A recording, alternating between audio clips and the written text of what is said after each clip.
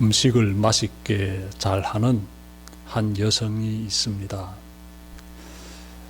그 여성이 음식을 먹은 한 사람이 음식을 어떻게 하면 이렇게 맛있게 할 수 있습니까? 하고 질문했어요.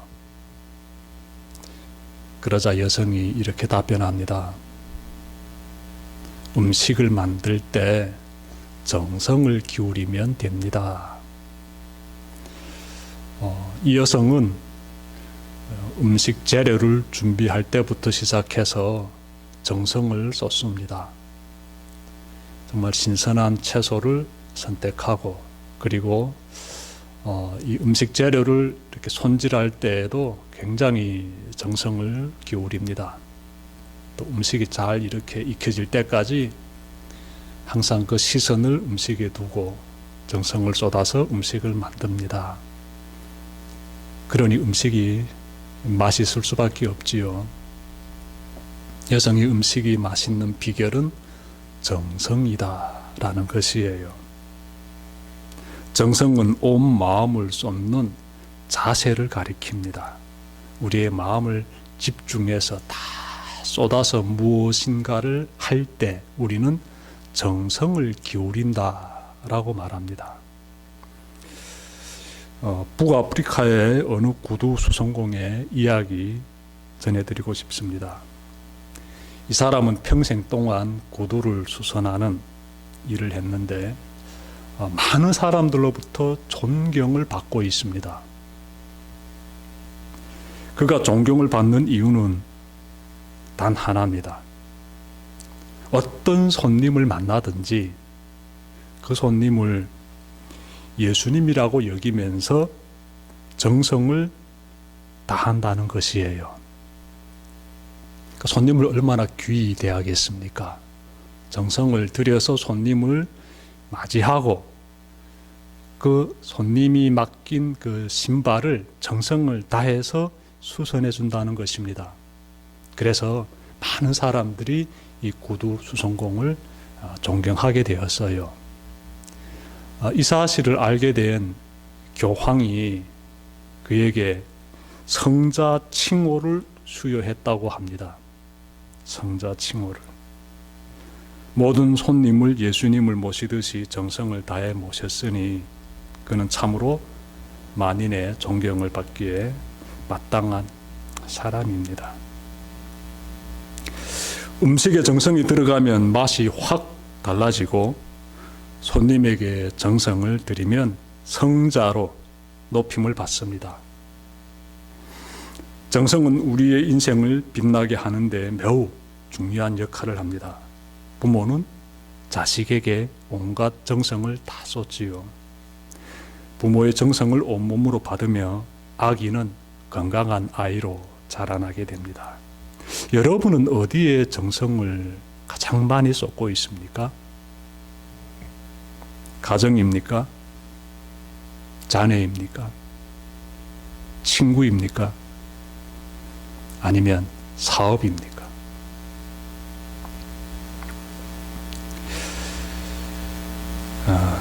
우리의 정성을 필요로 하는 많은 부분들이 있어요. 가정도 그렇고 자녀들도 그렇고 정말 일터도 그렇고 우리의 정성을 다 필요로 합니다. 그런데 우리가 가장 정성을 기울여야 할 그러한 분이 계십니다. 그분이 바로 하나님이세요. 여러분은 하나님을 대할 때 어느 정도의 정성을 기울이고 있습니까? 오늘 본문에서 솔로몬은 하나님 앞에 나아갈 때 세 가지를 조심하라고 당부하고 있습니다. 솔로몬의 당부를 살펴보면 우리가 하나님께 정성을 다하기 위해 무엇을 해야 하는지 깨달을 수가 있어요. 첫째로 하나님께 나아갈 때 말씀을 듣기 위해서 나가야 합니다. 말씀을 듣고자 나가야 한다. 제가 1절 말씀 읽겠습니다. 하나님의 집으로 나아갈 때에 발걸음을 조심하여라. 어리석은 사람은 악한 일을 하면서도 깨닫지 못하고 재물이나 바치면 되는 줄 알지만 그보다는 말씀을 들으러 갈 일이다. 하나님 집으로 갈 때 발걸음을 조심하라 이렇게 말씀하고 있는데, 이것은 우리의 몸가짐을 가리키고 있어요. 여기서 우리가 본받지 말아야 할 두 부류의 사람을 그려보게 됩니다. 한 부류는 하나님의 성전으로 나아갈 때 제멋대로 판단하고 움직이는 사람들이에요. 그들은 부정한 재물을 바치거나 부정직하게 번 돈을 봉헌하면 자신의 죄가 사라진다고 여깁니다. 오늘날에도 이런 모습은 얼마든지 찾아볼 수 있습니다. 정직하지 못한 방법으로 돈을 벌고 그 돈의 일부를 교회에 헌금한다면, 그러면 나의 죄가 사라질 것이라고 생각하는 사람들 종종 있는 것 같습니다. 이것은 매우 바람직하지 못한 행동입니다. 이런 행동은 하나님 보시기에 악한 행동이 됩니다. 또 다른 부류는 하나님께 많은 재물을 드리면 자신의 죄가 사라진다고 여기는 사람들입니다. 여러분 중에 사업을 잘해가지고 큰 돈을 번 사람이 있다고 칩시다. 그는 다른 교우들보다 많은 헌금을 하게 되지요. 우리가 헌금 액수를 놓고 잠깐 좀 살펴볼 필요가 있는데요. 많은 헌금을 한 사람은 적은 헌금을 한 사람보다 더 신앙이 좋고 더 의롭다라고 생각한 적은 없습니까? 나는 한 달에 일해서 200만 원을 버는데 그 돈에서 11조를 하나님께 드린다면은 20만 원 드린다는 것이지요. 자, 그런데 저기 앉아있는 저 사업가는 한 번에 드리는 헌금이 예를 들어서 100만 원이에요. 11조 드린다면 더 많이 드리고 굉장합니다. 자, 그러면 그렇게 많은 헌금을 드리는 사람이 적은 헌금을 드리는 사람보다 더 의로운가라는 질문이에요. 그렇지 않습니다. 결코 그렇지 않습니다. 하나님은 헌금을 드리는 그 사람의 마음을 보십니다. 그 마음의 중심을 보세요. 금액보다 중요한 것이 하나님 앞에 서 있는 그 사람의 진실한 삶의 태도입니다. 하나님의 집으로 갈 때에 발걸음을 조심하여라. 이 말씀을 마음에 잘 여러분들이 새기면서 항상 하나님께 온 마음을 다하는 그런 바른 믿음의 자세를 늘 간직하시기를 바랍니다.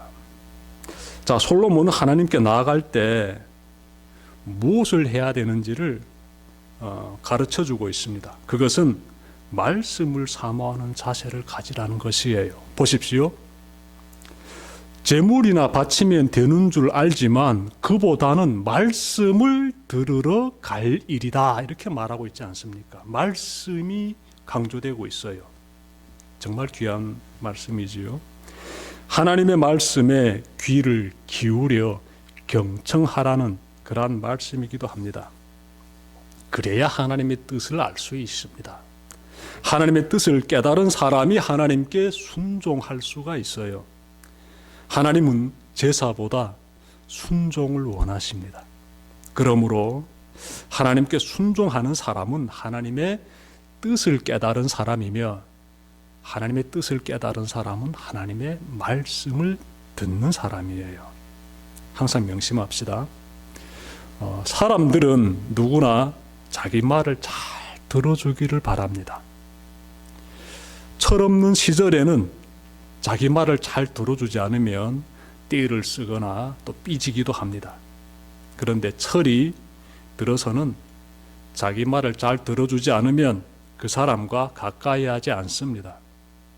여러분, 좋은 인간 관계를 가질 수 있는 비결은 말하는 것보다 말 듣는 데 있습니다. 사람은 자기 말만 하고 다른 사람의 말을 듣지 않는 그런 사람은 피합니다. 가까이 하지 않아요. 사람들은 내 말을 잘 듣는 그런 사람을 좋아하고 또 다른 사람의 말을 잘 듣는 사람 주위에는 또 사람들이 늘 북적거립니다. 하나님과의 관계도 이와 다를 바 없습니다. 하나님의 말씀을 잘 듣는 것이 최우선입니다. 하나님의 말씀을 잘 듣는 모습은 예배자의 모습에서 나타납니다. 그들은 하나님의 말씀이 선포되는 자리를 사모합니다. 그러니 주일 예배를 사모하는 것이지요. 예배에 나올 때 하나님 앞에 나온다는 거룩한 몸가짐을 가집니다. 설교를 통해 말씀이 선포될 때 하나님이 나에게 어떤 말씀을 하시는지 듣고자 귀를 기울입니다. 그들은 성경을 읽을 때도 마찬가지고 기도를 드릴 때도 마찬가지입니다. 예배자들의 모습이지요.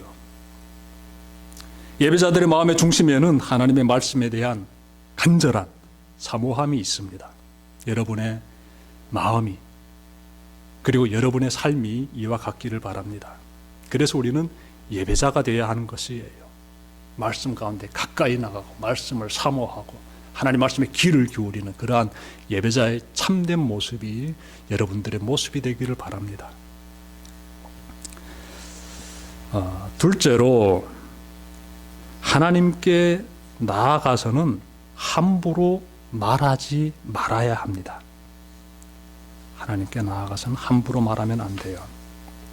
첫 번째로는 솔로몬의 하나님께 우리가 정성을 다하기 위해서 하나님께 나아갈 때 하나님 말씀을 듣고자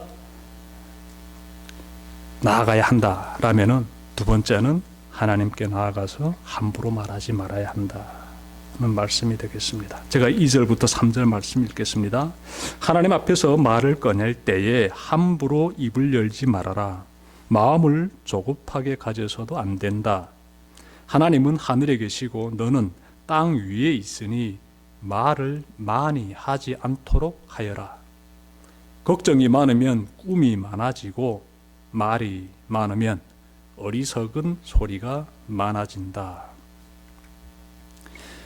하나님 앞에서 경솔하면 안 된다는 것이에요. 여러분, 말에 대해서 잠깐 살펴봅시다. 하나님은 우리에게 마음의 생각을 말로 표현할 수 있는 능력을 주셨습니다. 덕분에 인간은 다른 피조물과 달리 말로써 인류 문명을 발전시키고 있습니다.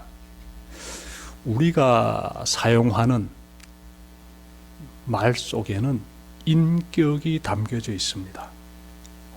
때에 맞는 말을 할 줄 아는 사람일수록 인격이 빛납니다. 말은 그 사람의 마음 상태를 보여주는 거울과도 같습니다. 말을 통해 우리는 상대방에 대한 자신의 마음 상태를 표현합니다. 우리는 나의 인생에 영향을 미칠 정도의 힘을 가진 그런 사람 앞에 나아갈 때 말을 어떻게 합니까? 이 사람이 내 인생에 영향을 끼칠 수 있는 사람이야. 지금보다 나를 더 잘 성장시켜 줄 수 있는 그러한 큰 스승이야 라게 되면은 말을 어떻게 사용하게 되나요? 함부로 하나요? 굉장히 절제된 언어를 하려고 노력하게 됩니다. 예를 들어 대통령 앞에 나갔다면은 말을 최대한 절제하고 꼭 필요한 말만 하려고 할 것입니다. 하물며 하나님 앞에 나아간다면 말을 얼마나 절제해야 하겠습니까? 정말 절제하고 또 절제해야지요. 하나님은 너무나 높으신 분이셔서 우리가 상상할 수가 없습니다. 여러분, 하나님 앞에서 자기 언어를 얼마나 절제하고 있는지 이 시간 좀 살펴봤으면 좋겠습니다. 나는 지금 하나님 앞에 나와가지고 언어를 어떻게 절제하고 있는지 스스로에게 질문해 봅시다. 우리는 기도를 통해서 하나님과 대화를 하곤 합니다. 그때 기도의 내용을 살펴보시길 바랍니다. 하나님을 옆집 아저씨 정도로 생각하고 함부로 말을 쏟아내고 있지는 않습니까? 하나님에게 아뢰기 전에 먼저 마음속으로 깊이 생각하고 또 생각하시길 바랍니다. 하나님께 드리는 한마디 한마디의 언어에 최대의 존경을 담으시길 바랍니다. 성경을 보면 사사시대 때 어리석은 한 인물을 발견하게 됩니다. 그는 길르앗의 아들 입다라는 사람이에요. 입다는 이스라엘을 암몬의 침공으로부터 구한 사사입니다. 입다는 하나님 앞에서 말을 함부로 하는 어리석은 사람의 전형입니다. 제가 사사기 11장 30절부터 31절 말씀 받드리겠습니다. 그가 여호와께 서원하여 이르되, 여기서 그가는 입다를 가리킵니다. 과연 암몬 자손을 내 손에 넘겨주시면 내가 암몬 자손에게서 평안히 돌아올 때에 누구든지 내 집 문에서 나와서 나를 영접하는 그는 여호와께 돌릴 것이니 내가 그를 번제물로 드리겠나이다.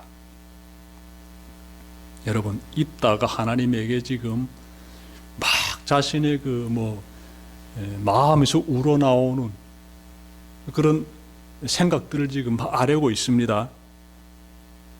여러분, 하나님께서 입다에게 내 딸을 번제물로 바치면 내가 암몬 족속을 물리쳐 주겠다라고 말씀하지 않으셨어요.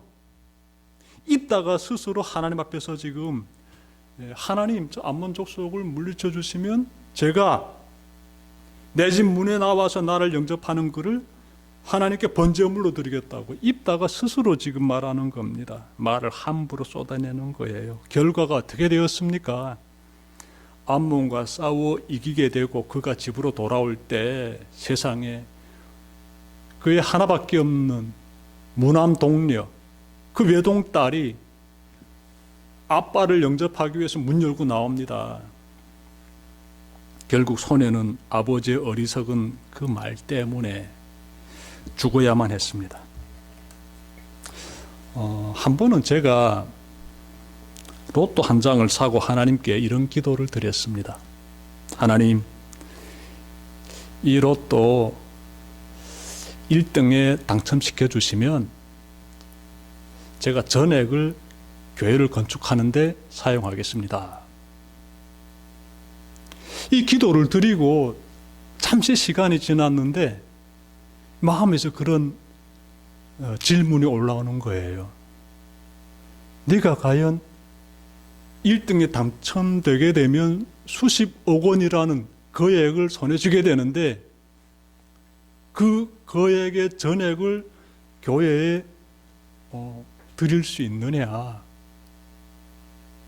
그 수십억 중에서 내가 1억이라도 내 몫으로 챙기려고 하지 않을 수 있는 그런 마음을 내가 가지고 있느냐? 이런 생각이 떠오르더라고요. 예를 들어서 1억이라는 금액이 좀 너무 크다라면 1천만 원도 되겠습니다. 아니면 100만 원도 되겠어요. 다음은 조금이라도 네 몫을 챙기고 나머지를 교회에 드리고자 하는 그런 마음 내가 지금 가지고 있지 않느냐라고 내 마음속에서 저에게 스스로를 이렇게 질문하는 겁니다. 그 질문 받고 뜨끔했습니다. 왜? 마음에서 갈등이 싹 일더라고요. 그래서 즉시 결단했습니다. 하나님, 결코 이 마음의 이 소용돌이를 바라보면서 조금이라도 내 몫을 챙기지 않겠으니 당첨만 시켜주십시오라고 즉시 기도드렸는데 당첨 안 됐어요. 참 저로서는 참 웃음이 나오는 순간인 동시에 하나님 앞에서 내가 즉흥적으로 말을 하고 있다는 생각을 갖게 해주는 그런 일이었습니다.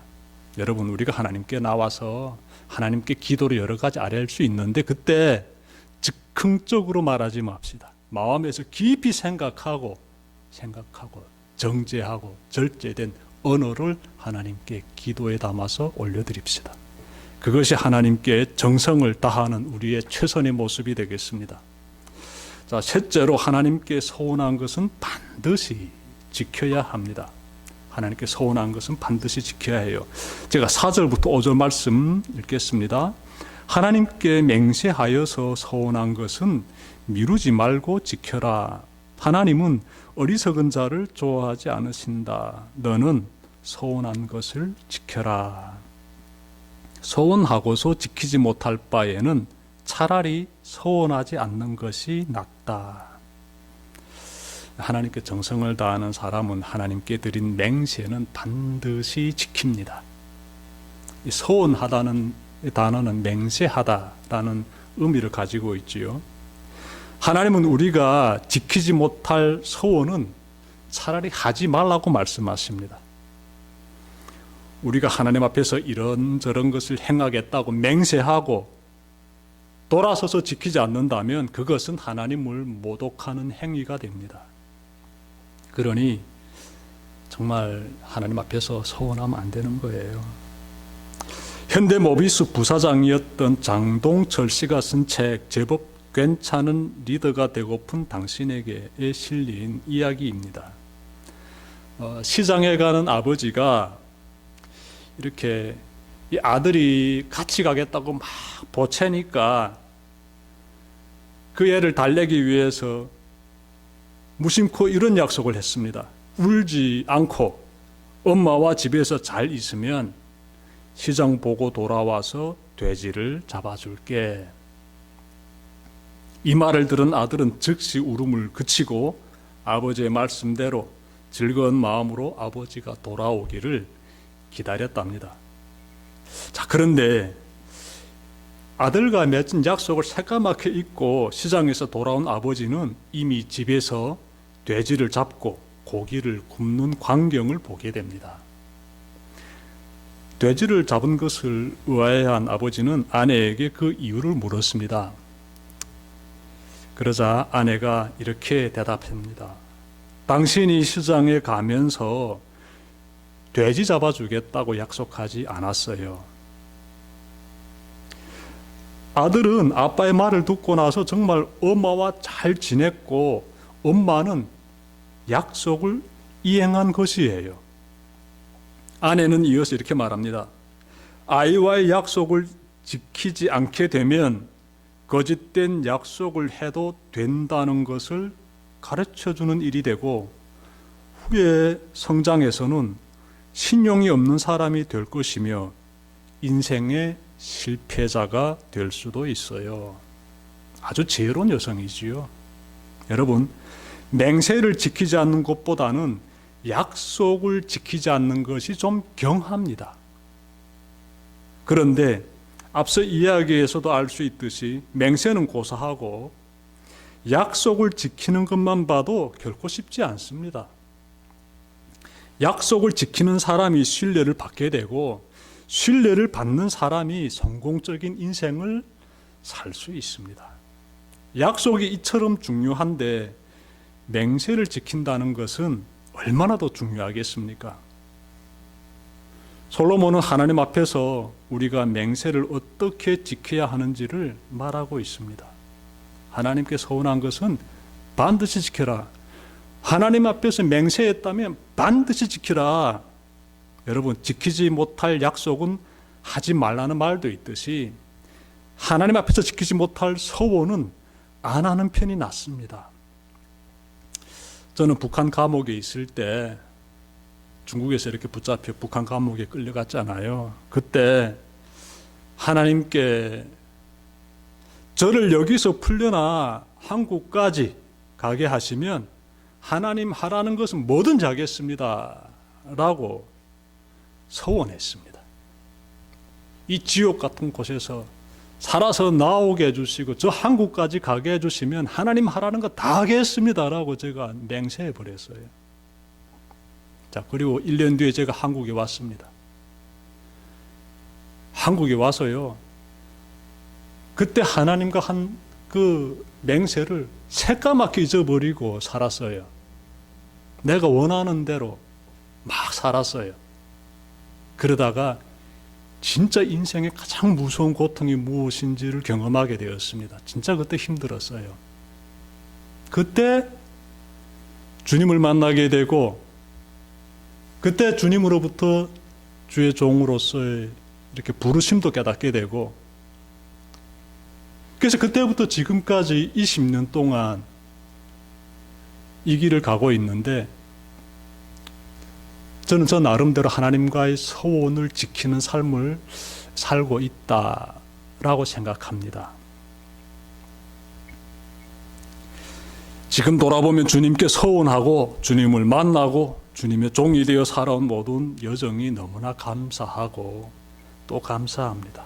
그 가운데 제가 깨달은 것은 주님께 서원할 때에는 심중해야 하며, 서원하였으면 반드시 지켜야 합니다. 말씀 마치려고 합니다. 지금까지 하나님께 정성을 다하기 위해서는 무엇을 해야 하는지 세 가지로 전해드렸습니다. 첫째는 하나님께 나아갈 때는 말씀을 듣고자 나아가야 합니다.